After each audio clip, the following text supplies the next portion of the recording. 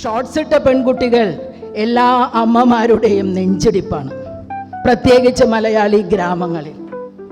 പെൺകുട്ടികൾ shorts ഇടുന്നതും reels എടുക്കുന്നതും തുള്ളിച്ചാടി നടക്കുന്നതും വെള്ളത്തിൽ മുങ്ങാങ്കുഴി ഇടുന്നതുമൊക്കെ അമ്മമാരുടെ നെഞ്ചിടിപ്പ് വർദ്ധിപ്പിക്കുമ്പോൾ ഈ തന്ത വൈബിന് നേരെ കൊടുക്കുന്ന, മണ്ടക്കിട്ട് കൊടുക്കുന്ന ഒരു അടിയായിട്ടാണ് ആ പെൺകുട്ടികൾ ആ ഗ്രാമത്തെ ടൂറിസം വേൾഡ് അടയാളപ്പെടുത്തുന്ന രീതിയിലേക്ക് ഉയർത്തിക്കൊണ്ടുവരുന്നത്.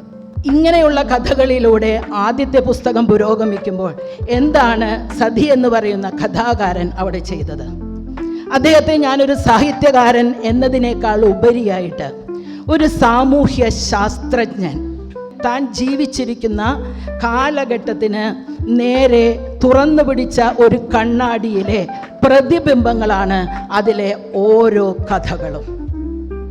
ഒരു എഞ്ചിനീയർ സൂക്ഷ്മതയോടും കൃത്യതയോടും കൂടി മുറിച്ചെടുത്ത ഒരു ഫ്രെയിമിനകത്ത് സ്വതസിദ്ധമായി തനിക്ക് ലഭിച്ചിരിക്കുന്ന കലാഭാവനയ്ക്കനുസരിച്ച് കുറച്ച് അലുക്കുകളും കുറച്ച് കൊത്തുപണികളും ചേർത്ത് ഒരു ഫ്രെയിം ഉണ്ടാക്കി അതിലേക്ക് ഇന്നത്തെ സാഹചര്യത്തെ, ഈ സാമൂഹ്യ സ്ഥിതിയെ മുറിച്ച് അതിനുള്ളിലേക്ക് സന്നിവേശിപ്പിച്ചിരിക്കുന്ന കഥകളായിട്ടാണ് ഞാൻ സതിയുടെ കഥകളെ അടയാളപ്പെടുത്തുക.